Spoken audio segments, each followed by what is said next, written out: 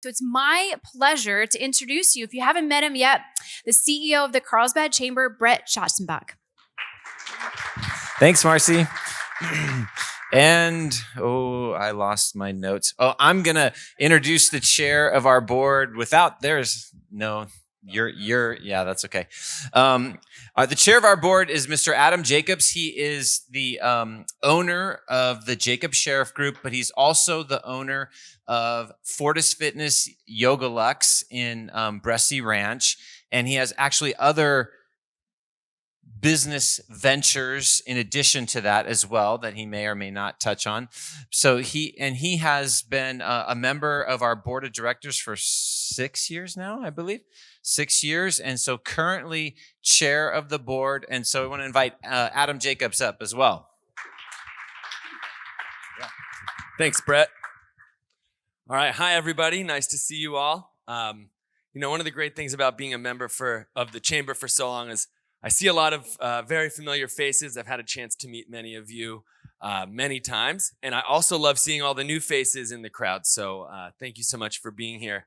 When Brett and I came up with this idea, it came out of my thought that I wanted to make sure that the general membership population of the chamber knows what is going on outside of just the networking that we do. And the networking that we do is phenomenal. Look around. It's 7 o'clock in the morning on a Friday, and we're all here networking, right? But outside of the networking that we do, what else does the chamber do? What are your dollars going towards when you sign up for a membership and your company signs up for a membership? And what impact do we have on our community? And so we'll go through a lot of that and what we've done over the last 100 years. But before we get all the way into that, I wanted to give a little bit of a background of what our board of directors even does. And so I'll give you a few stats. So we have up to 35 voting members on our board of directors, and they're made up of various diverse people from different business backgrounds: large business, small business, woman-owned business, veteran-owned business, all different industries. So we get that diverse and unique perspectives from each and every board member.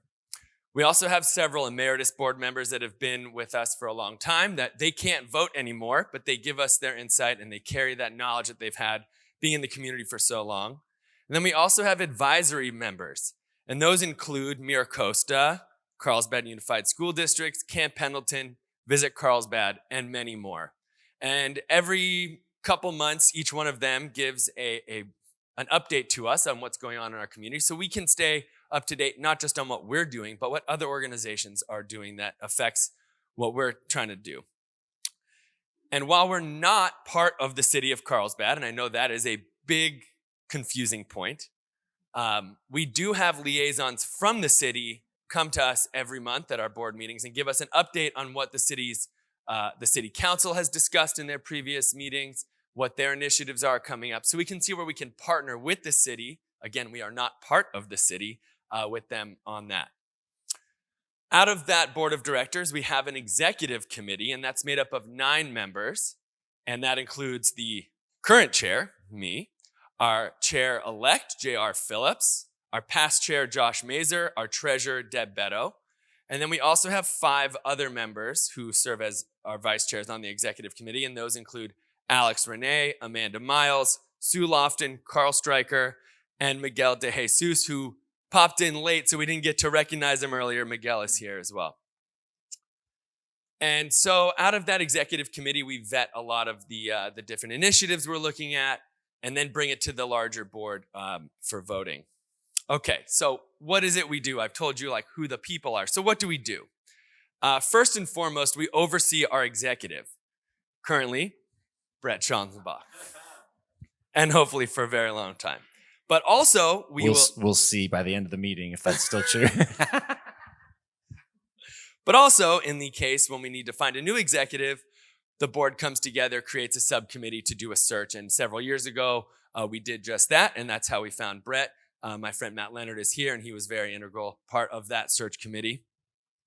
We also set the strategic goals of the chamber, and we do that in conjunction with all of you. So many of you may have gotten a phone call in the end of last year as a survey. and we took, I think it was we got like 300 or so responses, and it was pretty lengthy. A lot of different questions about everything that we do and don't do and everything in between. And once a year, we hold a retreat in November. And in that retreat, we go through, in addition to many other things, all of that data that we've collected and anecdotal things that we've talked with from people one-on-one. And from that, we whittle it down to a handful of initiatives that we want to do and implement into the strategic direction of the chamber for that year. And with that, we then set our budget. And so we set our budget starting in January, and that includes all those initiatives. We also look at many of the other events and networking opportunities and things, and that all goes into our budget as well. And then the interesting part that I'm not sure everybody's fully aware about, but we take positions on many different things. That includes projects coming up in our community. That includes legislation coming down from locally all the way up to California, or even federal, and other things like that. We do have a public policy guide. It is on the website. You can go check that out. So anything that comes through that falls inside of that purview, Brett and the chamber can run with.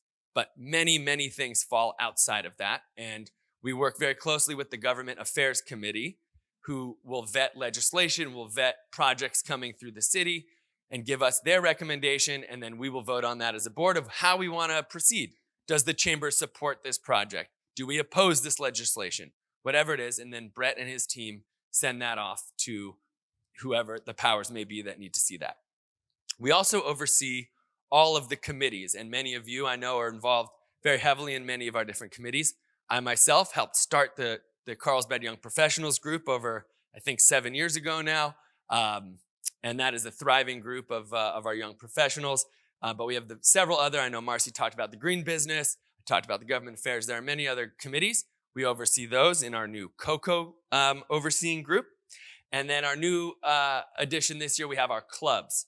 And so if you're not ready, or something is interesting to you that may not fall into a committee, and you want to start the chamber chess club and get together and see whose queen's going to knock out the other one's king, maybe over a couple, wine, I don't know, whatever. So for example, so we started the clubs this year and we oversee that. And that is pretty much, we do much more than that, but that's pretty much what we do as a board, as a group, and as a chamber in terms of the impact that we have in the community. So I'll turn it over to Brett now to take you through some more information, and then we'll reconvene after that. So those of you who are in NetForce have seen a portion of this presentation, so it's a little bit of a review for you, but we are going to get into also looking forward big initiatives in the community that we think are very important that we will be engaged in. So that will be a portion that'll be a little bit different for you. And when we look back at our 100 years, we thought it was important to take some time to reflect on what have we done over this century that we have existed. And so to start with, we always like to talk about what our mission is at the Carlsbad Chamber of Commerce. And our mission is to serve as an economic catalyst, a leadership convener, and a community champion. And I always like to point out this beautiful mural has literally nothing to do with the chamber, but it's my favorite in Carlsbad. So it made it into the PowerPoint. But as you look through the things that we've done, and as you heard from Adam about our structure and what we focus on, and when you look forward to what we're involved in, hopefully you'll see these three things as a theme throughout all of them. But to start with, we were founded in 1923 by a gentleman named Roy Chase. He was a very interesting guy, involved in a lot of things. He was postmaster. He ran the railroad station. He opened a grocery store and the chamber all out of that same building. And he was also a developer who built a hotel, a church, a theater, and his wife was a charter member of the Carlsbad Women's Club. So super civically engaged. And so he served as the president of the board for the first 2 years of our existence. And the second guy who served was Luther Gage, who brought the ranunculus flower to Carlsbad. So our history as a chamber is tied very closely to the history of our agriculture and the flower fields. He also introduced the gladiola to Carlsbad and is the grandfather of the flower fields. So tied in very deeply with our heritage there. And So we're 100 years old. Those of you that know your Carlsbad history know that that's longer. That's older than the city itself. So the process of becoming a city was very tied to the chamber. And the way that started was back in May of 1952, the city of Oceanside was trying to annex a large coastal strip of Carlsbad. They wanted the new Encina power plant that was going to go up. And so they made a pitch to annex a big chunk of Carlsbad, and it failed. And this is where you always hear it's important to vote. It failed by a vote of 45 to 45.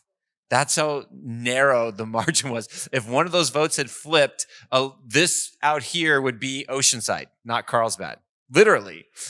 So it failed, and the chamber snapped into action as soon as that failed. A gentleman by the name of Red Robinson was the chair of the board at that time. He had a plumbing company, and he mobilized the community and said, we need to incorporate to protect ourselves and to protect what we know as Carlsbad. And so the very next month, they held a vote, and also a very narrow victory for the whole community to vote to incorporate. It was something like 582 to 536 or something like that. And Carlsbad voted to incorporate.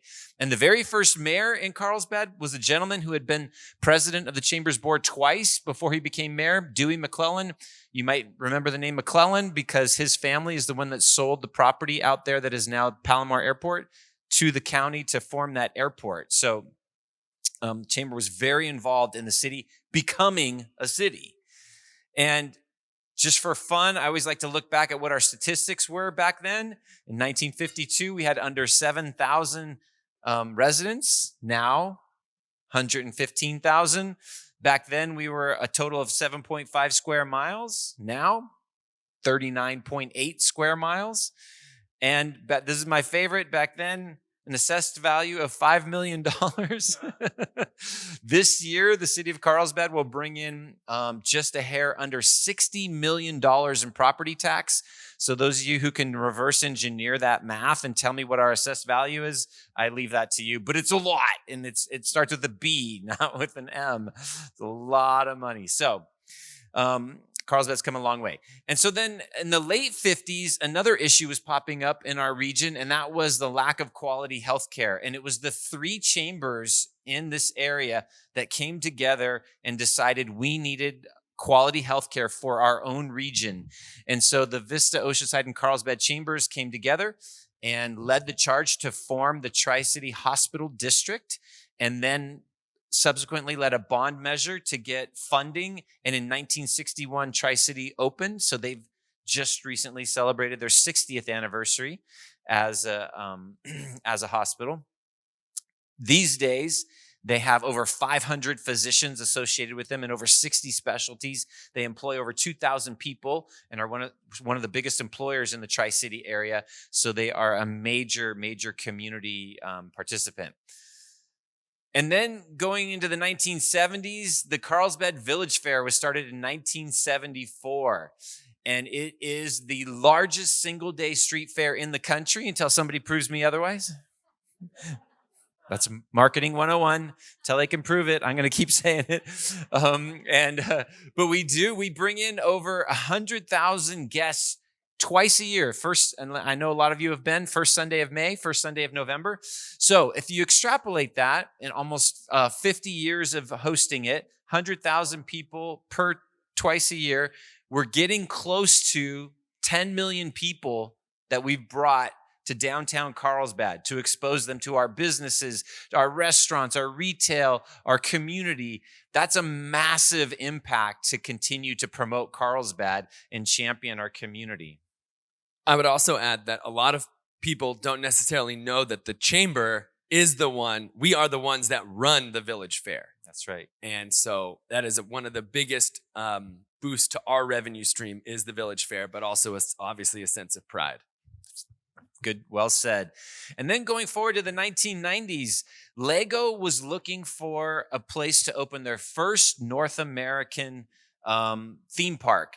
And They vetted thousands of locations, and it came down to two options: Carlsbad and some place on the East Coast.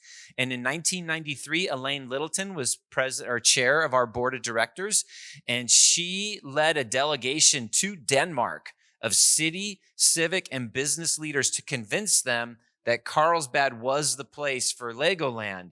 And she then subsequently, the very next year, led a referendum, and the voters voted to approve bringing Legoland in, and it opened in 1999. Now, you cannot overestimate the economic impact of Legoland here locally.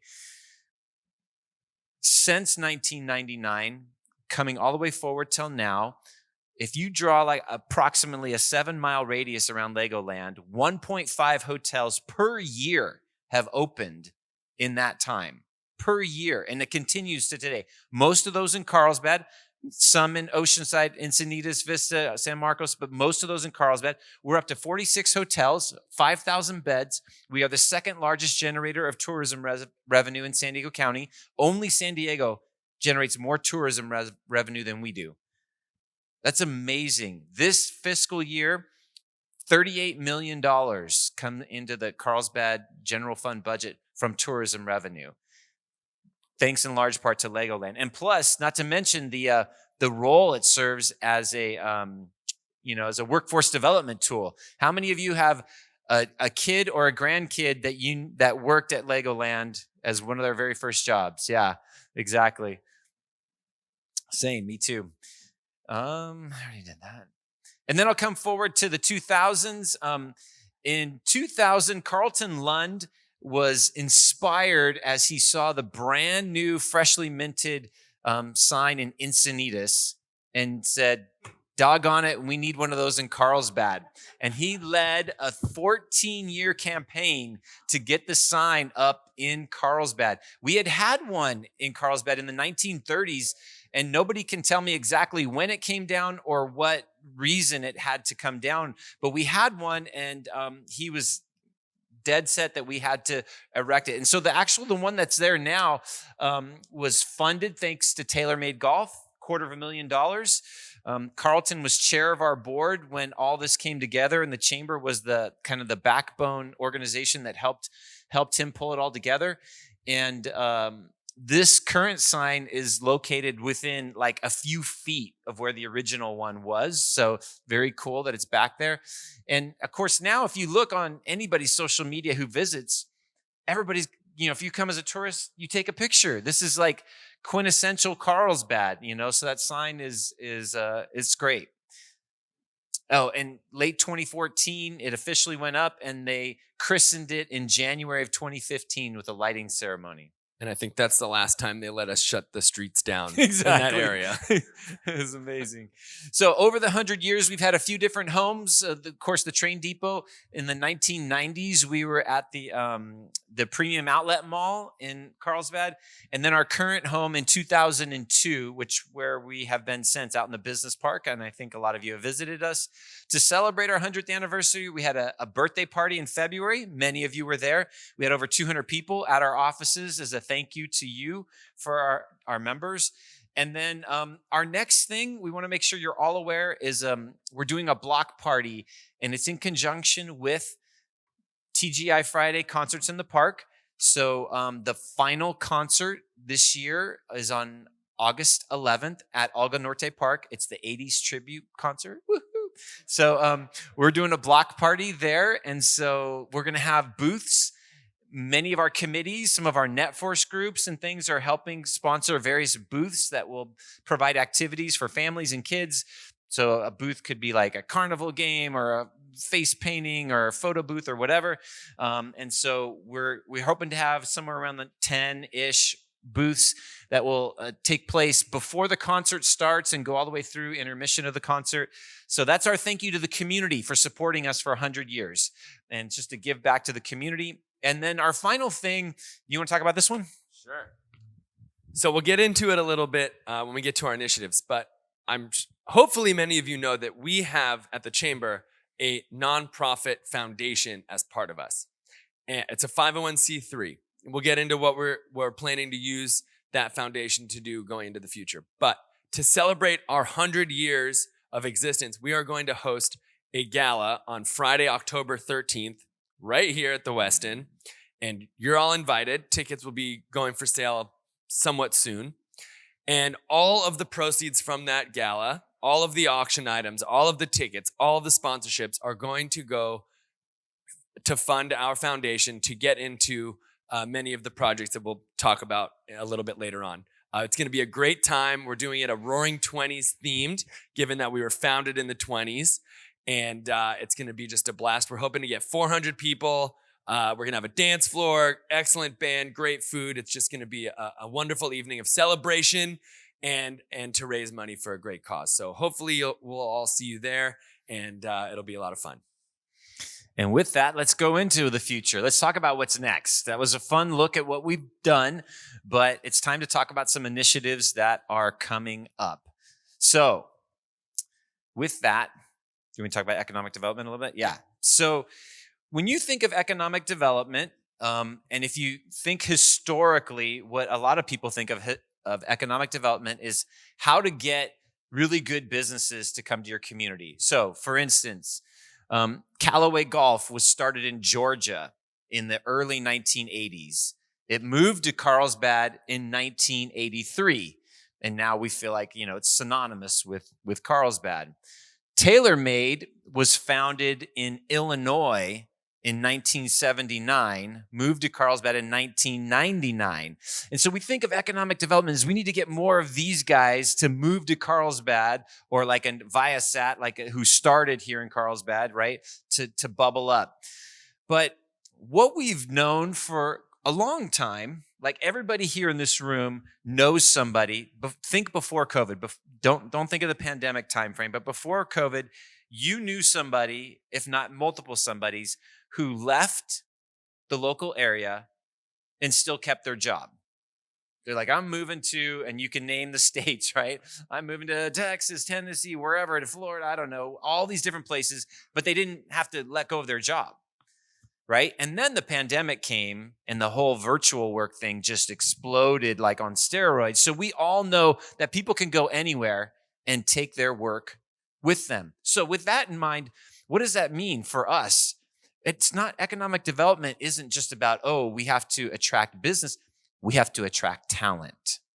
We have to be a place that grows and attracts talent to our area because they'll bring their work with them or their innovation with them. So a great example, a gentleman who was on our board for a couple of years, and several of you know him. He's actually going to be a guest speaker here in the coming months at First Friday Breakfast, Claude Jones. Claude Jones originally worked for Yahoo, and he got recruited away by Yahoo. Walmart recruited him to come and start their e-commerce backbone of Walmart. They were trying to compete with Amazon. And they immediately said, we want you to move to Silicon Valley and start this. And he's like, why? Why not just start it here in Carlsbad? He was already living here, working here for Yahoo. And they said, well, that's where the talent is. And he said, no, there is talent here. If I can find 8 people to start this new initiative in Carlsbad, will you support starting an office here? And they said, sure. And so he did. He started with 8 people. And then it grew and it grew. And then it grew to that big building over there off of, Avenida Encinas. And before the pandemic, it was up to 150 people. And then the pandemic hit and they all worked remote. I have no idea if anybody's in that office anymore, but he grew it from 8 people to 150 by choice here in Carlsbad because of the quality of life. So for us as a chamber, those are the kind of things that we need to be about. We need to be about attracting talent to our region and growing talent and keeping talent. So all the factors that go into why somebody want to locate here are things that we need to be involved in. With that, I'm going to let Adam talk about some of the things that we do. So talent doesn't just arrive. I mean, you can buy a free agent for the sports fans out there, but you also have to grow your farm system. And one of the ways that we do that is our Rising Star of the Month. And we do that. What it is we honor some high school seniors who have overcome some adversity in their life, and the adversity is all over the map, unfortunately, who continued their studies and excelled in their academic and social life. And every month during the school year, we honor a handful of these students from the various different schools in our region. And at the end of the year, we pick 4 or 5 that really stood out amongst that group, and we offer them college scholarships. It was 10. We gave 10. 10. Yeah.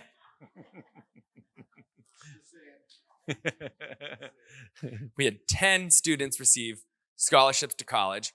And our hope is that we let them go spread their wings, learn from the world in college, but ultimately come back to Carlsbad with their education, with their love for this area, and then get into our workforce, start a business, run for politics, whatever, but come back to Carlsbad because now they have a connection to us.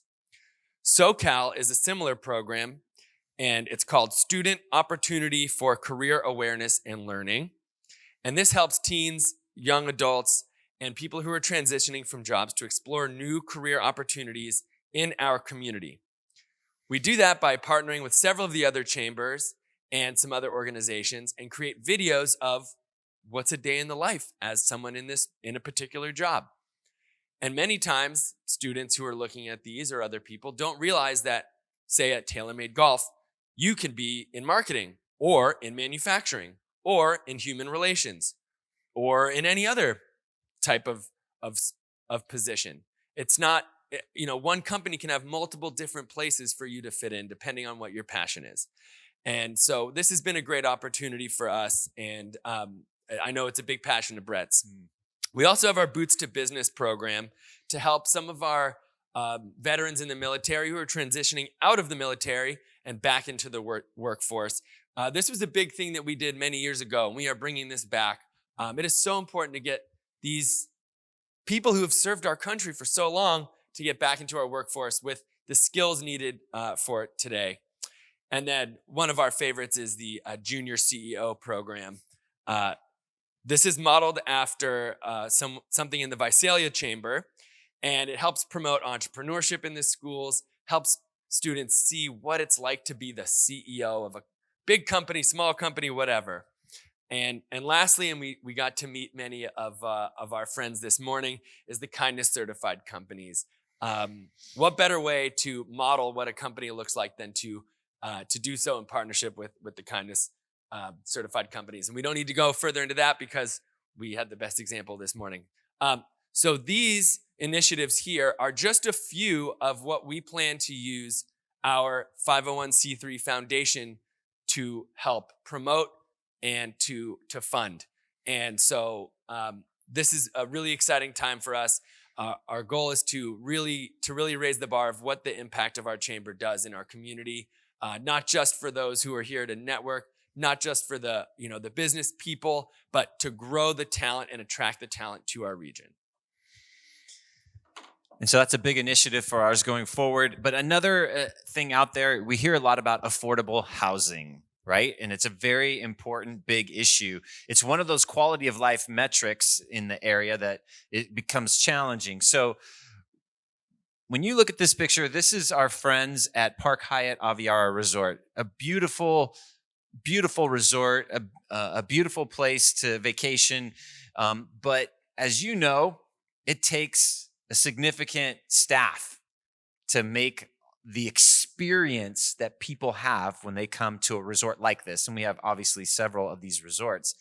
And the challenge is to work there. A lot of those people, like things like housekeeping and all these kind of jobs, they live there and farther beyond. It's very challenging, right? And we will never probably completely merge that gap, that folks who do some of the housekeeping staff and stuff will be able to live here in Carlsbad and afford to live in Carlsbad and work in Carlsbad. But what about these guys and these guys?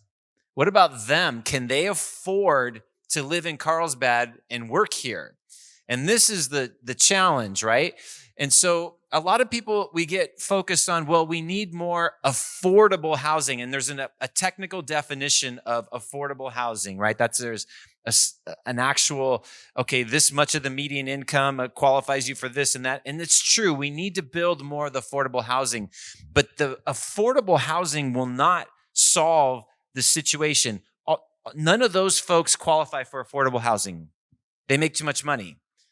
So they make too much to qualify for affordable housing, but not enough to qualify or not enough to afford market rate housing. So this is the rub. And so I was sitting here, we were talking some real estate this morning, and I know there's other realtors in the room. Real estate is the ultimate supply and demand economy. Our demand is through the roof here in Carlsbad, and supply is limited. So yes, we need more affordable housing, but we need more market rate housing as well. So we as a chamber, we're very engaged in this. So for instance, last month, the Planning Commission was looking at a project in South Ponto area. And South Ponto is highly charged. If you live in that area, it's like, oh my goodness, if you breathe anything down there that doesn't say park, they freak out, right? And so there they were at the Planning Commission. It took hours just to get through this meeting because the local residents were there claiming foul. And what was the proposal?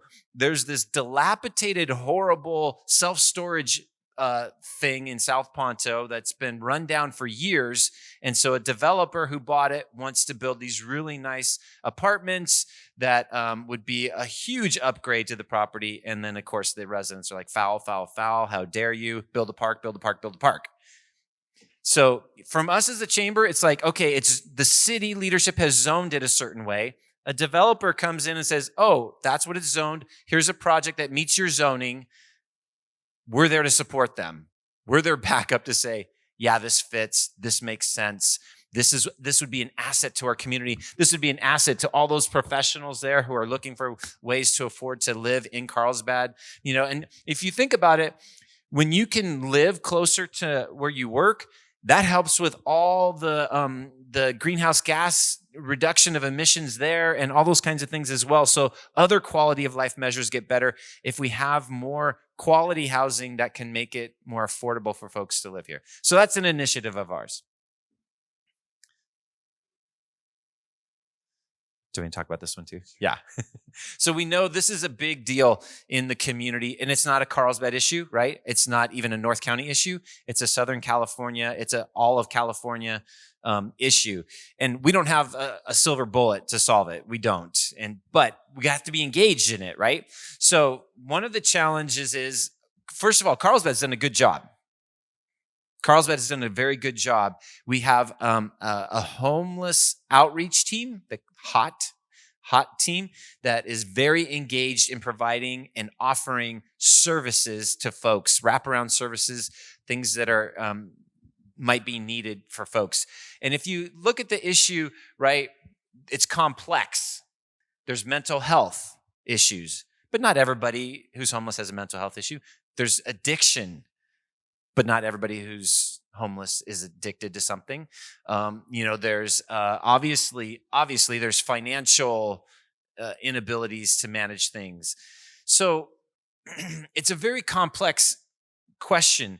But what we don't want is to sit back and say, oh, we're doing a great job. And the next thing you know, Carlsbad starts to look like that, because it's a very quick process that stuff like that can happen. And as you know, it's like San Diego right now is talking about this, right? San Diego, the mayor is trying to pass stuff to clean up and get away from stuff like that. That's not a picture of San Diego, since you can see the Seattle Needle in the background over there. But we don't want to become that, right? Because it turns off tourism. It turns off, it's hard for businesses. It's hard, it's the quality of life. And it's not, in my opinion, this is just Brett talking, but I don't think that's the most dignified for them as well. So we need more beds. We need more doors, right? Which was the last issue we were just talking about. And we need affordable housing that can help. And then there's also government intervention. And one of the things for us on a policy standpoint is government has decided that there's one size fits all when it comes to creating solutions, housing first. And if you don't know what that means you provide a house and then you try to help solve their other issues second.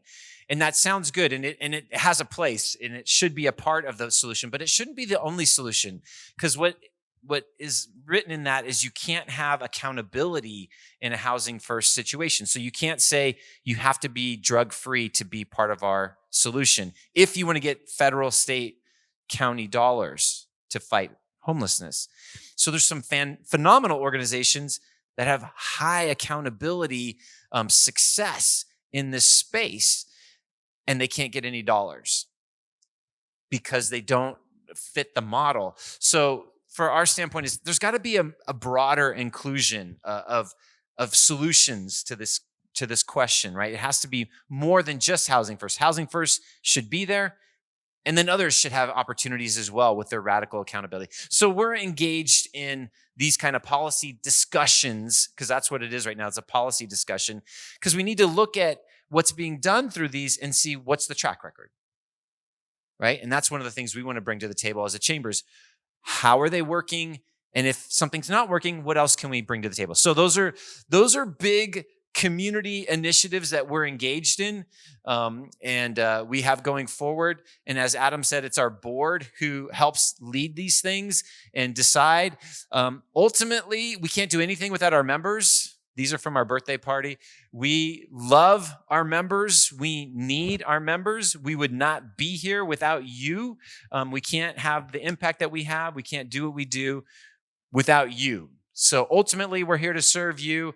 And we thank you, and thanks for sitting through this. And if you have any questions or input, we got about 5, maybe 7 minutes where Adam will answer your questions. I'm ready.